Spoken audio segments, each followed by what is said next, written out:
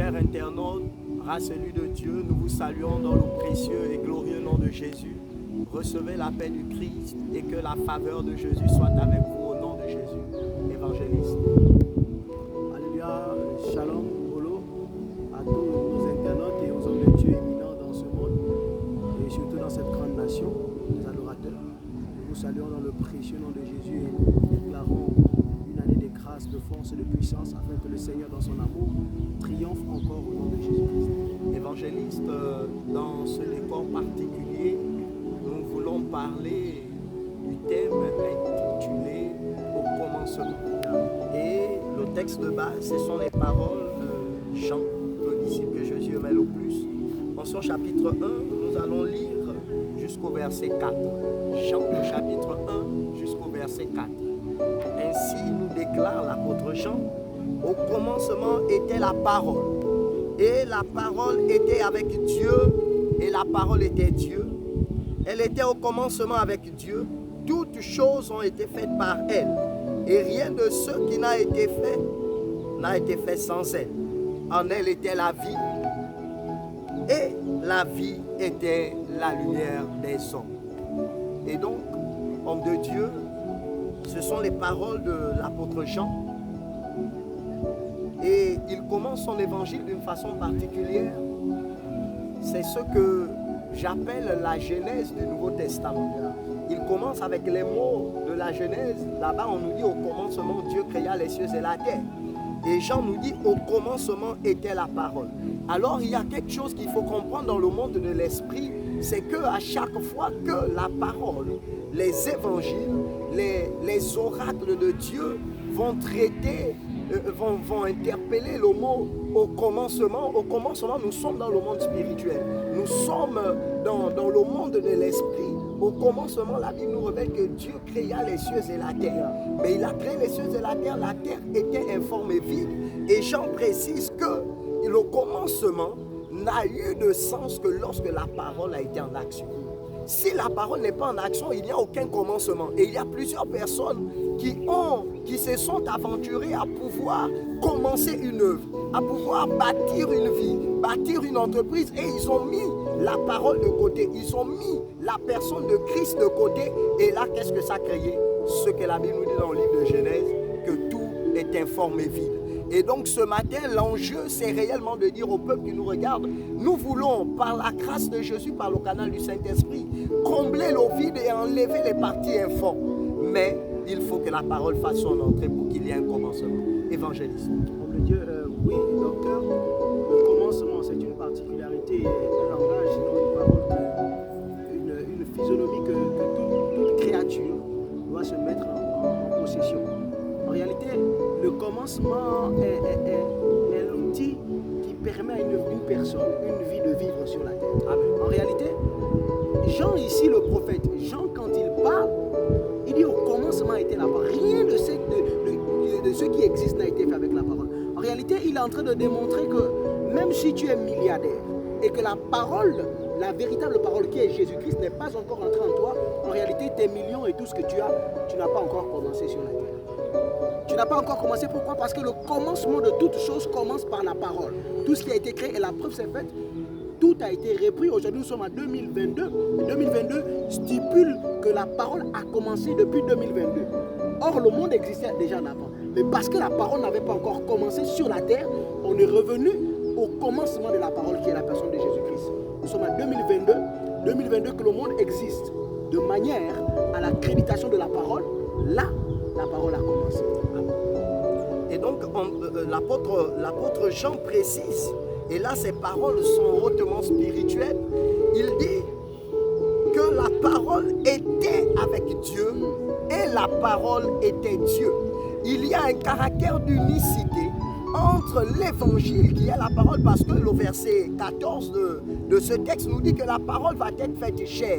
Et dans le livre d'Hébreux, le chapitre 10, l'apôtre Paul, dans le livre d'Hébreux, il est très profond. Il dit, tu n'as pas voulu, il a dit, tu n'as voulu ni sacrifice, tu n'as voulu ni holocauste, mais ce que tu as voulu, c'est ta parole. Il dit quoi? Tu m'as donné un corps, tu m'as fait corps. Donc tu as donné un corps à la parole parce que la parole est inséparable de ta personne.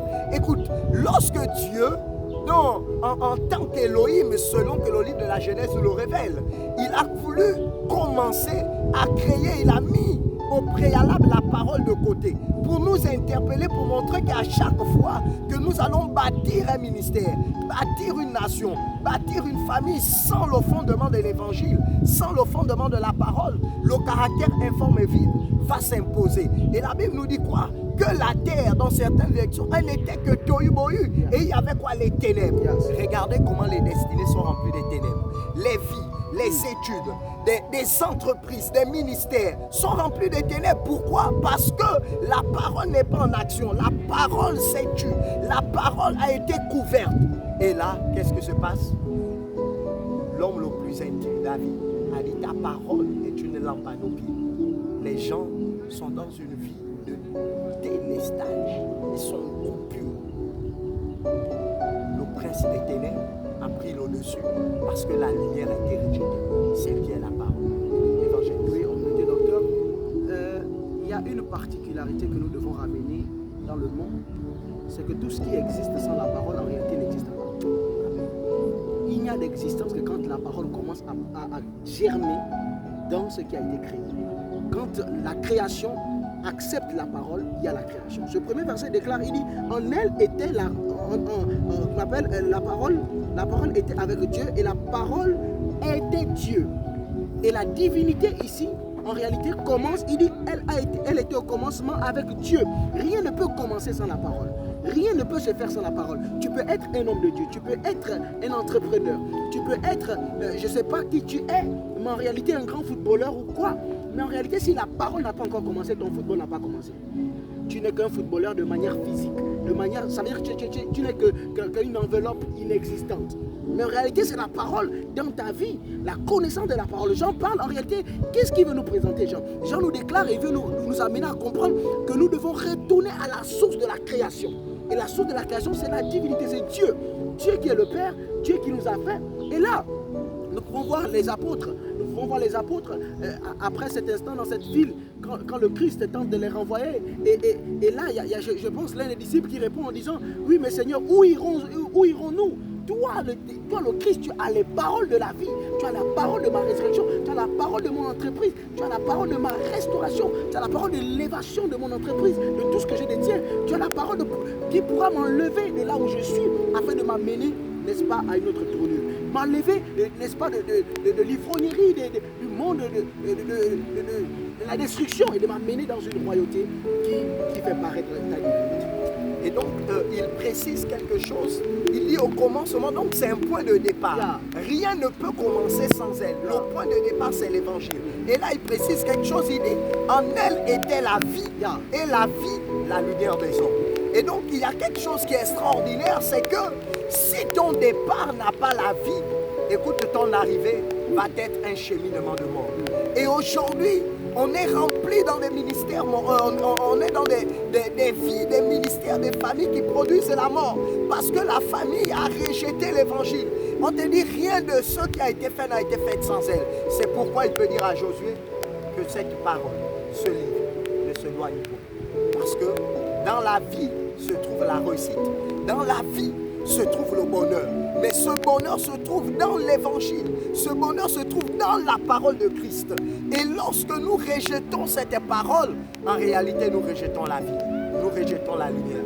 Et il y a quelque chose qui est extraordinaire dans les paroles de David, dans le psaume 119 au verset 105. Il dit que ta parole est une lampe à mes pieds et une lumière sur mon sentier.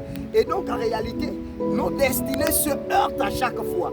Nous nous heurtons à chaque fois. Pourquoi? Parce que nous n'avons pas la lumière. Notre sentier qui représente nos destinées, elle n'est pas éclairée. On est dans l'obscurité. L'Église ne peut plus influencer. Pourquoi? L'Église refuse de commencer. Et même lorsqu'elle a commencé, elle s'est égarée en chemin. Parce qu'elle a rejeté la lumière qui est la parole évangéliste. Oui, homme de Dieu, le verset 4 m'interpelle beaucoup. Pourquoi? Parce que c'est là où nous comprenons, parce que nous allons dire, les internautes vont poser la question, mais oui, homme de Dieu, vous parlez de la parole, vous parlez de Dieu, le commencement. Mais qui est réellement cette parole? Et le livre de Jean 14, le verset 6 déclare que je suis le chemin, la vérité et la vie. Dans le verset 4 de cette lecture que nous prenons, dit en effet, elle était la vie. Mais qui est la vie réellement? Le verset 14 de Jean 14 déclare que je suis le chemin, la vérité et la vie. Et c'est le Christ qui parle. En vérité, homme de Dieu, internaute, la réalisation de ton existence, si tu veux, l'impact de ton existence réside dans la personne de Jésus-Christ. Si tu veux commencer à exister dans ta famille, dans ton entreprise, dans ce pays, il faudrait que la personne de Jésus-Christ entre d'abord. Si tu n'as pas Jésus, tu ne pourras pas exister. Si tu n'as pas Jésus, bien que tu existes, mais en réalité, tu n'existes pas. Pourquoi? D'autres me diront que oui, on a des grands hommes dans le monde qui existent. Mais en réalité, ils existent sur le monde, pas dans le monde céleste. Or, en réalité, l'existence liée à Dieu parvient par Jésus-Christ. Commence par Jésus-Christ. Alors nous voulons te dire aujourd'hui, dans cette atmosphère, pour créer quelque chose en toi. Au commencement était la parole. Cette parole, elle est devenue chair. Elle s'est faite, elle donne la vie. C'est Jésus maintenant qui te parle afin de sortir de là où tu te trouves. Il y a une parole qu'il te faut pour que tu commences à devenir un véritable adorateur, pour que tu sortes de la vie de débauche, de la vie, je ne sais pas de quelle vie tu es en train de subir, mais il te faut une parole, et c'est Jésus. Approche-toi du trône, approche-toi du trône. Le psalmiste déclare, approchez-vous du trône et vous recevez de la grâce pour recevoir la miséricorde. Et le Christ a besoin que tu t'approches de ce trône-là. Approche-toi, ne reste pas sur place. Regarde, je vais te dire quelque chose qui est un peu bizarre. La Bible dit que la nature ne vous enseigne-t-elle pas? D'autres vont se dire, oui, il y a beaucoup de pasteurs, beaucoup de hommes de Dieu dans ce monde, mais pourquoi on a toujours et toujours des problèmes? La parole, elle est déversée, elle est comme un coiffeur, un salon de coiffure. Il n'y a que des personnes qui s'approchent de la parole, qui viennent se faire coiffer et commencent. C'est comme une personne qui est restée avec une touffe de cheveux depuis des années. Il a perdu sa beauté, il a perdu son existence. Mais quand il va s'asseoir chez un coiffeur, alors là, tout est redevenu normal dans sa vie. Alors nous t'invitons à t'approcher de Dieu, à t'approcher de Jésus, afin d'obtenir maintenant le commencement de ta vie, d'obtenir la grâce de ta vie. Par le royaume, attends avec un ardent désir la révélation des fils, et tu en fais partie. Évangéliste, nous allons conclure. Le verset 4, nous avons dit qu'en elle était la vie, et la vie était la lumière des hommes. Nous retenons deux éléments, nous retenons la vie et nous retenons la lumière. Le contraire de la vie, c'est la mort. Le contraire de la lumière, c'est l'obscurité. Et donc, Christ va justifier ces paroles de l'apôtre Jean dans le même livre, mais au chapitre 11. La Bible nous révèle et atteste, peuple de Dieu, grâce à lui de Dieu, cher internaute, qu'un certain Lazare était mort, le contraire de la vie. Et il était dans un tombeau. Et dans le tombeau, qu'est-ce qui prévaut? C'est l'obscurité, c'est la mort. Or, la Bible nous dit qu'en elle était la vie. Et la vie était la lumière des hommes. Écoutez-moi très bien. Dans le monde de l'esprit, selon le vocable hébreu et grec, l'obscurité et la mort ont la même racine. Et donc, Lazare était mort. Christ a fait quoi? Christ, la Bible nous dit qu'il va se mettre devant le tombeau de Lazare et il va crier, Lazare sort. Il va utiliser le verbal, il va utiliser la parole qui confère la vie. Et au moment où Lazare, l'âme de Lazare, parce que là c'était son âme qui était là, et on nous dit qu'il était mort depuis 4 jours. Selon l'eschatologie du monde de l'esprit en rapport avec la mort, pour que l'âme quitte la terre, il faut 40 jours. C'est le 41e jour selon le livre de Actes des Apôtres 1 où le Christ a connu l'ascension. Or, Lazare était mort depuis 4 jours, ce qui sous-entend dans le monde de l'esprit que l'âme de Lazare était encore là sur la terre. Et donc la parole qui est la vie a crié, Lazare. La Bible nous dit d'une voix forte, Lazare, mais évangéliste, est-ce que je peux dire quelque chose de grave? Dans la voix qui était la parole, la personne de Christ, se trouve également la lumière. Ça veut dire au moment où il a dit Lazare sort, dans ses paroles, il a également envoyé la lumière pour que Lazare qui était dans la mort, l'image des ténèbres, puisse être rempli de lumière. Et à cet instant, qu'est-ce qui s'est passé? Homme de Dieu, la vie et la lumière se sont imposées.